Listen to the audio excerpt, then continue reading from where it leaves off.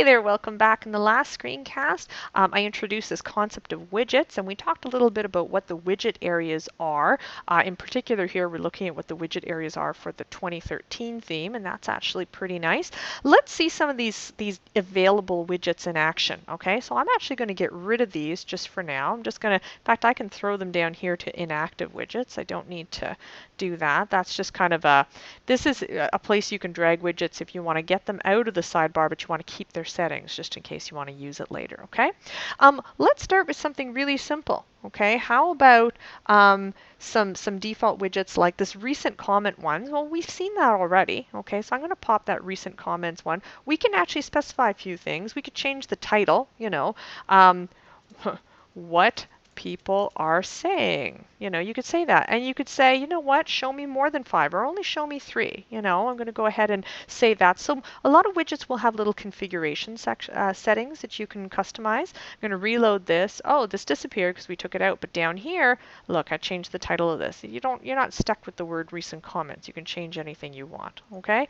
So there we go. We've got what people are saying. Let's go ahead and do that. Now you do have to save if you're adding if you're configuring, if you're adding some specific stuff inside here, you are going to have to click the Save button to save that. Okay, so that's how the recent comments widget works. Let's take a look at this custom menu. Okay, I'm actually going to try putting this in the secondary widget area right here. And I'm just going to say this is a custom menu because we haven't used this yet. And in this case, the only selection here is navbar. What is navbar? Do you remember what navbar is? If you remember from a few screencasts ago, yeah, that's the custom menu that we created, that menu bar that's appearing up here. Interesting. I bet you were wondering why we were able to create more than one menu. Well, it's not just, at the time I mentioned is because that way if you can test out different menu styles and swap between them, but this actually gives you a really cool option. You can actually include menus in different widget areas. You could add a menu in a sidebar or in the footer. So let's try this out. In this secondary widget area, which should appear right here, I'm adding this custom menu. I'm going to go ahead and click Save. And let's go ahead and reload on this side and see what happens. Hey, check this out. Okay, so this, I said this, got a little excited. This is a custom menu. So let's go ahead and reload this. This is a custom menu. Okay, and look, it's the exact same menu that we have here, except now in a slightly different location. Now, probably a bit redundant to have the same menu appear like that, but what do you think? This actually gives you the opportunity to create different menus. Maybe you want to have a sub-menu or a secondary menu to give people kind of better access to the content inside your site. So there we go. And then, of course, we don't have to call this is a custom menu. We could say browse our site. We could say that instead. How's that? Okay, so we're customizing our site. Check it out. Okay, browse our site. Now, under normal circumstances, like I said, we would create another custom menu, but I'll let you do that at your own pace. Text, we've already seen that, and we're going to see it again. Okay, but we already saw how to do text. Calendar. This is something that, how about we put the calendar, I'm going to put the calendar in the main widget area. It doesn't matter where you put it. This is very arbitrary. I'm just kind of alternating between these widget areas to show you the difference between them. This is a calendar, and you'll see that there's no other options. Other than the title, there's nothing else you can change. And by the way, you don't even need a title. You could leave it blank if you wanted to, but I'm going to go ahead and put a title in there just to see what that's like. We'll go back here and we'll hit reload. We'll scroll down to the bottom. This is a calendar. So it's a nicely styled calendar, but you'll notice this is not an events calendar, and that's important to remember.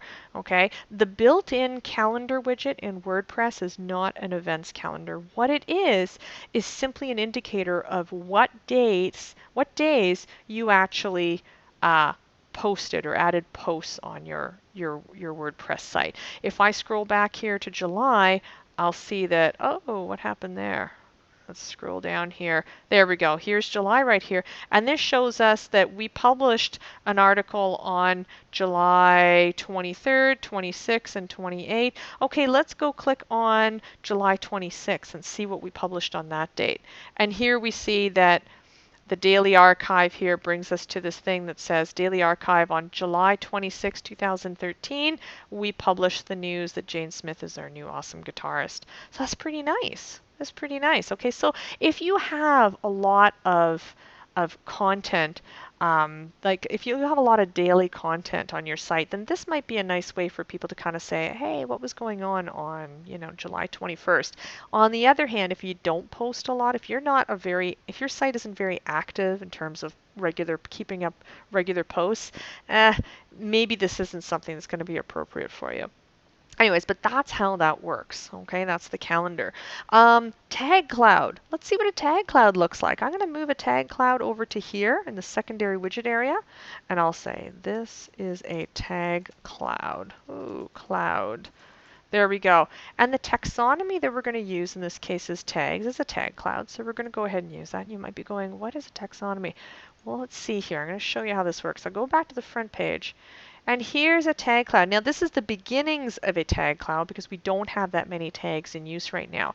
But as your site grows, you would get more and more tags, and you would start to see certain tags get used more often than others. And in this case, the band members tag has 2 pieces of content that have been tagged with that. Okay? Whereas Paul Federici only has 1. Okay, do you see that right there?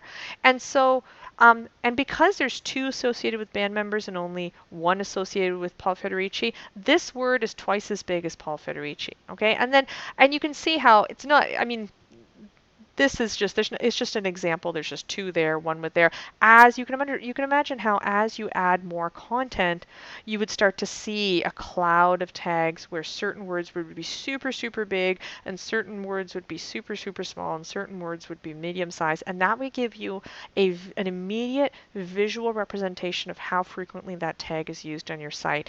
And depending on the type of site you have, that could be really cool. That could actually be something that people can use to kind of intuitively navigate through your website. So it is a navigation tool.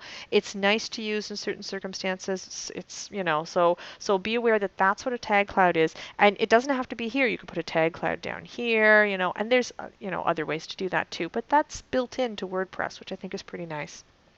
And finally, last thing I'm going to do is I'm going to add a little search box. Okay, let's say that I add a search box right up here. Okay, and I can just say search our site. Okay, there we go. I'll go ahead and save that. And again, remember, you don't actually have to put a title. I'm just putting it on so that we can see what we're doing here.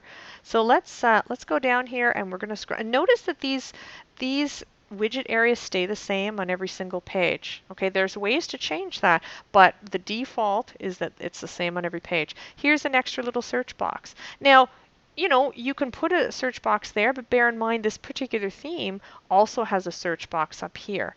So it may or may not be, you may or may not think that this is, or find that this is as important to be able to add a search box, but maybe you don't want the search box up there. Okay, maybe you want to put it in this sidebar, and maybe you want to put it down here, or maybe you want to have 2 search boxes, and it doesn't really matter. So there's a kind of a walkthrough of some of the basic default widgets that are included in core WordPress and in the default WordPress files. We've already talked about the different widget areas, and we've seen how they're implemented a certain way in the 2013 theme, and how they may very well be implemented in a completely different way or in different locations on other themes. Okay. And in the next screencast, I'm going to talk to you about creating custom text widgets and adding really cool new functionality to your site like that. Okay, so stick around. In the meantime, thanks for watching, and I'll see you next time.